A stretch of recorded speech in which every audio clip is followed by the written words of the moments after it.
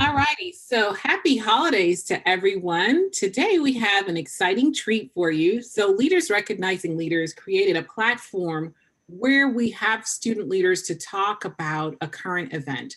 And so today we have the pleasure of having one of our student leaders, Rebecca, to discuss a very important topic today. And it's definitely one that will encourage more young people to think about a subject that's most important to them, and then, of course, to be able to discuss it as a current event for future students to be able to learn about it. So, Rebecca, take it away. I did my event on this was like a month ago, and I did it on Harry Styles wearing a dress for Vogue. So yeah. So if you didn't know, he became the first solo male to be on the cover of Vogue on November 13th of 2020. So there was many views on it, some positive like Alexandria Ocasio-Cortez, who said that it looks wonderful, the masculine and feminine elements are balanced beautifully, and that the hair and jacket styling gave her James Dean vibes. And then you have other people like Candace Owens who tweeted, "There's no society that we can survive without strong men," and that it's an outright attack, bring back manly men. Now, I'd like to note that this is the same person who said that the Black Lives Matter movement is a terrorist organization. So, yeah. And our favorite is Ben Shapiro, who replied to Owen saying, "Outward indicators of masculinity and femininity exist in nearly every human culture. Boys are taught to be more masculine, and women are taught to be more feminine because the roles are not always the same." Well, that could be true, but masculinity alone does not make a man, which is stated by Elijah Wood, who stars in Game of Thrones or Lord of the Rings. I forgot. And also, people should be allowed to wear what they want. A few history facts: ancient Egyptians, men wore wraps and loincloths, those little skirts. They wore makeup, which is feminine today, considered.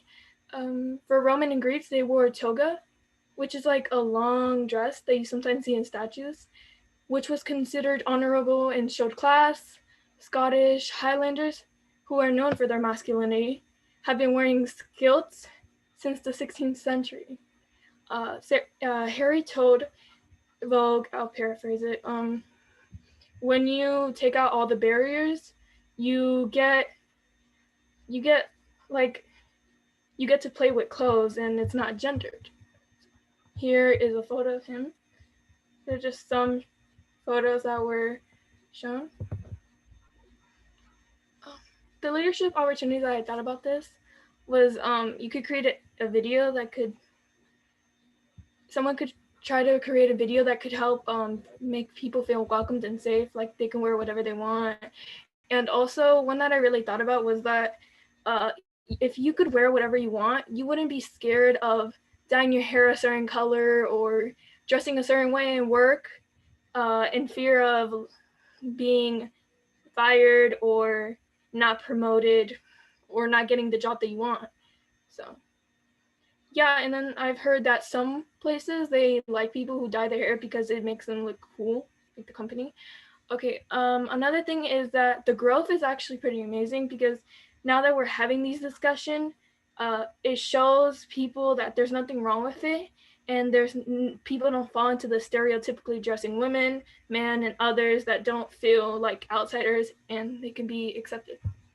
So, and clothes are to be played with, not gendered, and have a nice day. Lastly, thank you for watching. Thank you for your time. I'm done. Awesome, awesome, awesome presentation. We Thank applaud you. you, Rebecca, for having the courage to have this discussion as a current event.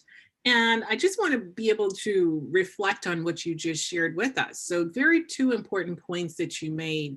You talked about the importance of others feeling welcomed and safe. And I think this is a very critical part of your discussion, simply because when we do have these situations of gendering clothing, it does pose a challenge for individuals to not feel safe in some spaces, and then, of course, not to feel welcome. And so, as young people, what would you suggest to be an option to help more people feel safe in various spaces? I mean, I saw this thing on Instagram. Um, it said, you know, those things that says like EBT accepted or whatever.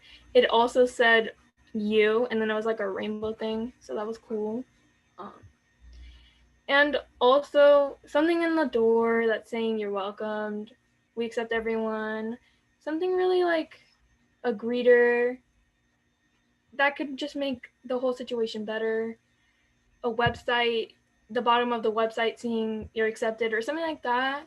Those little things could just make someone's day or make them not feel unwelcomed or like an outsider. I think. Awesome. Do we have anyone else that would like to share their thoughts on how to help more persons feel safe and welcomed? I just want to say I love what Rebecca was saying, the entire presentation, and then her idea of like small stuff. I think that the small stuff really matters, and your entire presentation was a really, really good message to end out 2020. Just acceptance, getting rid of some of the like stereotypical gender norms, like men can't wear dresses because it's too feminine. Yeah, I just think this is a really good presentation and a really, really good message to end up the. Hi, Kayla. Thank you so much for your response.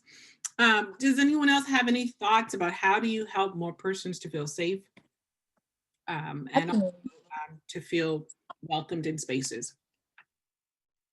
I think everybody should be happy, and I think we need to accept them the way they are, and everybody have their own feelings, like their own thought. Like I think we should respect that and accept them as they are. Okay, thank you so much for your response. Do you all think that your generation understands it more than other generations about these two areas of safety and acceptance? I would say like not really. In some case, yeah, but not really because there's still the shame, like when somebody tell like you are what you are, like who you are, they be thinking bad. Sometimes they say that you're a bad influence for the family. Sometimes they not really even accept you as you are. I think that's a good point, and I also think that as a generation, like, there's still definitely a lot of work that needs to be done, but I think this is more than what's been done in any other generation, like, 10 years ago, if there was a man on the cover wearing a dress, there would have been crazy outcry, but now just having some really big names supporting, I think as a generation, we're doing better than others, but we still have a long way to go. Okay, very awesome feedback. Anyone else want to add any additional thoughts? Uh, Most definitely, our generation is really open to all of the ideas and the new like things that are going on right now. Excuse me, sorry. Rather than the previous generations, but I'm more so old fashioned. I don't really like, I'm not like into the whole men wearing dresses and like gender switching and all of that. But that doesn't mean I can't respect the person or like accept them or, just see them as a human being. So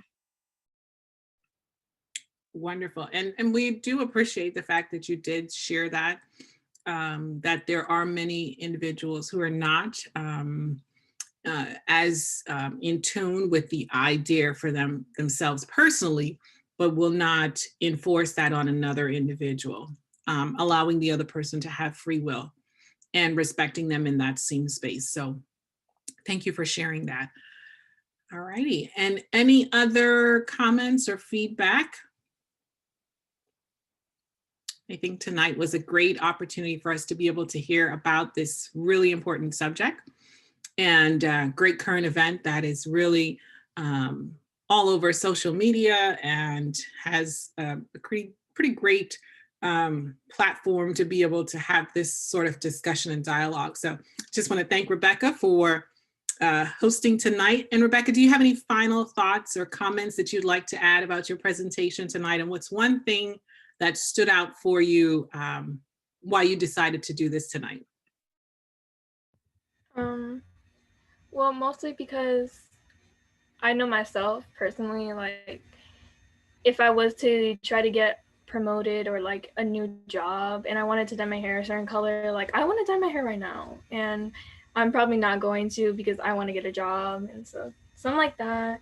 Also, one last thing for everyone, if you don't agree with it, just be respectful. That's the least thing you can do. And yeah, have a good day, guys. Super, super. Thank you so much. And again, on behalf of Leaders Recognizing Leaders, tonight's topic is all about current events. And so we're going to continue to have these discussions as young leaders are sharing their thoughts about what is happening, not just locally, nationally, but around the world. And so tonight was a great example of a very interesting dialogue. And so stay tuned. We'll have more discussions coming up soon.